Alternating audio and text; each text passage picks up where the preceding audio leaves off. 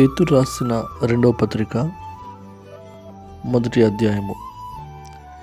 యేసుక్రీస్తు దాసుడును అపోస్తులుడునైన సీమోను పేతురు, మన దేవుని యొక్కయు రక్షకుడైన యేసుక్రీస్తు యొక్కయు నీతిని బట్టి మన వలనే అమూల్యమైన విశ్వాసమును పొందువారికి శుభమని చెప్పి వ్రాయినది.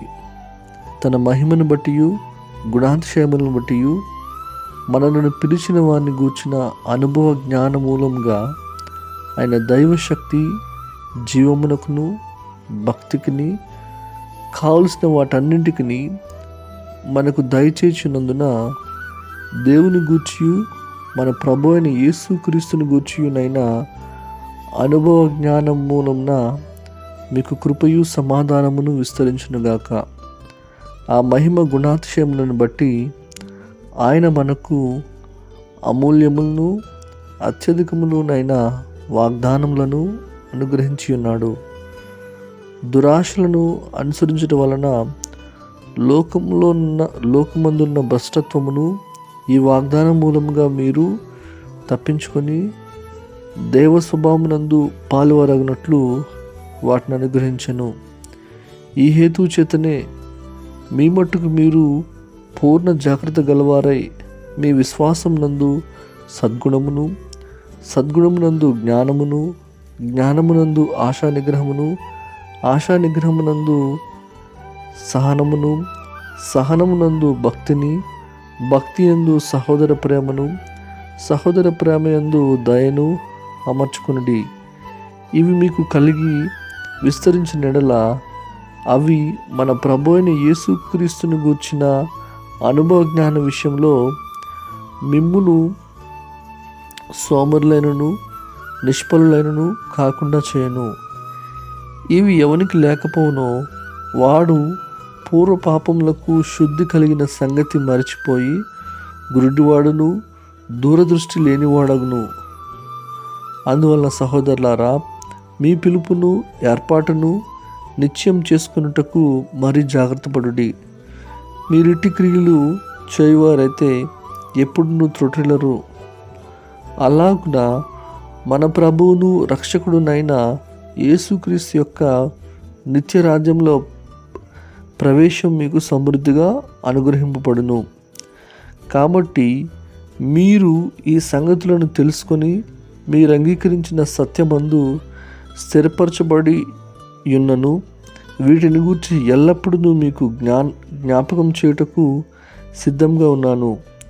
మరియు మన ప్రభు అయిన యేసుక్రీస్తు నాకు సూచించిన ప్రకారము నా గుడారంను త్వరగా విడిచి పెట్టవలనని ఎరిగి నేను ఈ గుడారంలో ఉన్నంతకాలము ఈ సంగతులను జ్ఞాపకం చేసి మిమ్మల్ని రేపుట న్యాయమని ఎంచుకొంచున్నాను.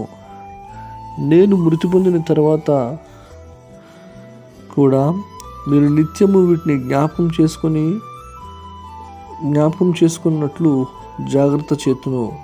ఏలైనగా చమత్కారంగా కల్పించిన కథలను అనుసరించి మన ప్రభు అయిన యేసుక్రీస్తు యొక్క శక్తిని, ఆయన రాకడను మేము మీకు తెలియజెప్పలేదు కానీ ఆయన మహాత్యమును మేము కన్నులారా చూచిన వారమై తెలిపితిమి. ఈయన నా ప్రియకుమారుడు, ఈయన యందు నేను ఆనందించున్నాను అను శబ్దము మహాదివ్య మహిమ నుండి ఆయన యొద్దకు వచ్చినప్పుడు తండ్రి అయిన దేవుని వలన ఘనతయు మహిమయు ఆయన పొందగా మేము ఆ పరిశుద్ధ పర్వతం మీద ఆయనతో కూడా ఉండిన వారమై ఆ శబ్దము ఆకాశం నుండి రాగా వింటిమి. మరియు ఇంతకంటే స్థిరమైన ప్రవచన వాక్యము మనకున్నది. తెల్లవారి వేకుచుక్క మీ హృదయంలో ఉదయించే వరకు ఆ వాక్యము చీకటి గల చోటును వెలిగించు దీపమైనట్టున్నది. దాని యందు మీరు లక్ష్యం ఉంచిన యెడల మీకు మేలు. ఒకడు తన ఊహను బట్టి చెప్పుట వలన లేఖనములో ఏ ప్రవచనము పుట్టదని మొదట గ్రహించుకొనవలెను. ఏలైనగా ప్రవచనం ఎప్పుడు మనుషుని ఇచ్చను బట్టి కలగలేదు కానీ మనుషులు పరిశుద్ధాత్మ వలన ప్రేరేపింపబడిన వారై దేవుని మూలముగా పలికిరి. పేతురు రాసిన 2వ పత్రిక 2వ అధ్యాయము. మరియు అబద్ధ ప్రవక్తలు ప్రజల్లో ఉండిరి, అటువలనే మీలోనూ అబద్ధ బోధకులుందురు. వీరు తమను కొనిన ప్రభువును కూడా విసర్జించుచు తమకు తామే శీఘ్రంగా నాశనం కలుగజేసుకొనుచు నాశనకరమగు భిన్నాభిప్రాయములను రహస్యముగా బోధించుదురు. మరియు అనేకులు వారి పోకిరి చేష్టలను అనుసరించి నడుతురు. వీరిని బట్టి సత్య మార్గము దూషింపబడును. వారు అధిక లోబులై కల్పనా వాక్యములు చెప్పుచు మీ వలన లాభము పొందుకొంచున్నారు. వారికి పూర్వము నుండి విధింపబడిన తీర్పు ఆలస్యం చేయదు, వారి నాశనము కునికి నిద్రపోదు. దేవదూతలు పాపం చేసినప్పుడు దేవుడు వారిని విడిచిపెట్టగా పాతాళ లోకమందలి కటిక చీకటి గల బిలములోనికి త్రోసి తీర్పుకు కావలిలో ఉంచబడుటకు వారిని అప్పగించెను. మరియు ఆయన పూర్వకాలమందున్న లోకమును విడిచిపెట్టక భక్తియుల సమూహం మీదకి జలప్రళయము రప్పించినప్పుడు నీతిని ప్రకటించిన నోవాహును మరి 7 కాపాడెను. మరియు ఆయన సొదొమ గొమొర్రాలను పట్టణములను ధ్వంసం చేసి ముందుకు భక్తిహీనులకు వారికి దృష్టాంతముగా ఉంచుటకై వాటిని నాశనము విధించి దుర్మార్గుల కామ వికారయుక్తమైన నడవడి చేత బహుబాధపడిన నీతిమంతులకు లోతును తప్పించెను. ఆ నీతిమంతుడు వారి మధ్యను కాపురముండి తాను చూచిన వాటిని బట్టి వినిన వాటిని బట్టి వారి అక్రమమైన క్రియల విషయంలో దినదినము నీతిగల తన మనస్సును నొప్పించుకొనుచు వచ్చెను. భక్తులను శోధనలో నుండి తప్పించుటకును దుర్నీతి పరులను ముఖ్యముగా మలినమైన దురాశ కలిగి శరీరానుసారంగా నడుచుకొనుచు ప్రభుత్వమును నిరాకరించుచు శిక్షలో ఉంచబడిన వారిని తీర్పు దినం వరకు కావలిలో ఉంచుటకును ప్రభు సమర్థుడు. వీరు తెగు గలవారును స్వేచ్ఛపరులనైన మహాత్ములను దూషింప వెరవకయున్నారు. దేవదూతలు వారికంటే మరి అధికమైన బలమును శక్తియు గలవారినైనను ప్రభు ఎదుట వారిని దూషించి వారి మీద నేరము మోపవెరుతురు.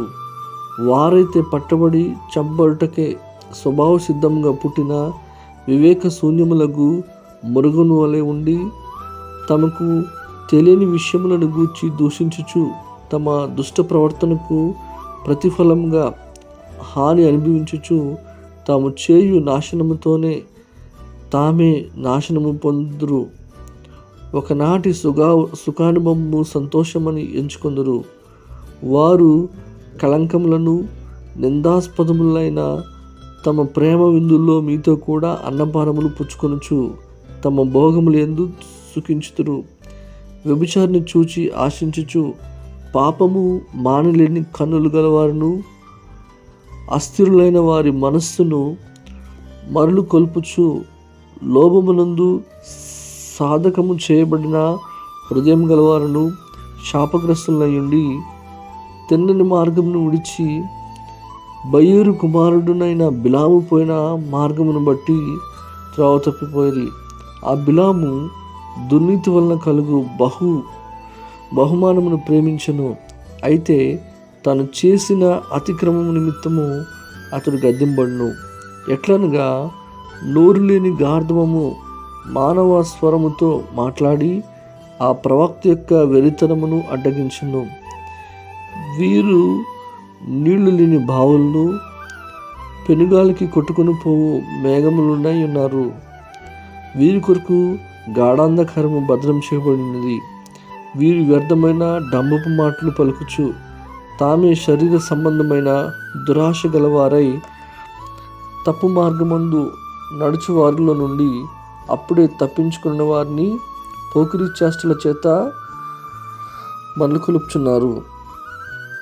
తామే భ్రష్టత్వములకు దాసులయుండి అట్టి వారికి స్వతంత్రము ఇత్తుమని చెప్పుదురు. ఒకడు దేనివల్ల జయింపబడినో దానికి దాసుడగును కదా. వారు ప్రభువును రక్షకుడునైన యేసుక్రీస్తు విషయమైన అనుభవ జ్ఞానం చేత ఈ లోక మాలిన్యమును తప్పించుకొని తరువాత మరలా వాటిలో చిక్కుబడి వాటి చేత జయింపబడిన ఎడల వారి కడవరి స్థితి మొదటి స్థితి కంటే మరి చెడ్డదగును. వారు నీతి మార్గములను అనుభవపూర్వకంగా తెలుసుకొని తమకు అప్పగింపబడిన పరిశుద్ధమైన ఆజ్ఞ నుండి తొలగిపోవడం కంటే ఆ మార్గము అనుభవపూర్వకంగా తెలియక ఉండుటే వారికి మేలు. కుక్క తన వాంతికి తిరిగినట్టును కడుగబడిన పంది బురదలో దొర్లుటకు మళ్ళినట్లును అను నిజమైన సామెత చొప్పున వీరికి సంభవించెను.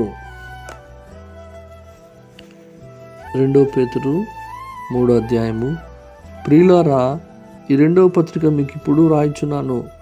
పరిశుద్ధ ప్రవక్తల చేత పూర్వమందు పలకబడిన మాటలను ప్రభు అయిన రక్షకుడగు మీ అపోస్తుల ద్వారా ఇచ్చిన ఆజ్ఞను మీరు జ్ఞాపకం చేసుకొనవలెను విషయమును మీకు జ్ఞాపకం చేసి నిర్మలమైన మీ మనస్సులను రేపుచున్నాను.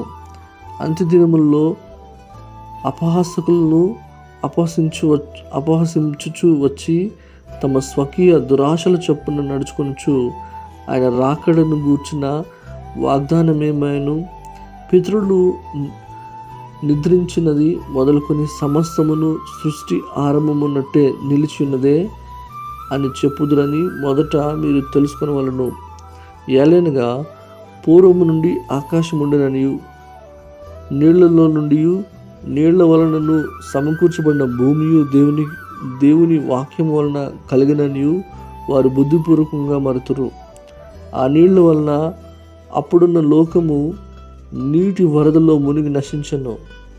అయితే ఇప్పుడున్న ఆకాశమును భూమియు భక్తిహీనుల తీర్పును నాశనమును జరుగు దినం వరకు అగ్ని కొరకు నిలువ చేయబడినవై అదే వాక్యం వలన భద్రం చేయబడి ఉన్నవి. ప్రియులారా, ఒక సంగతి మర్చిపోకుడి.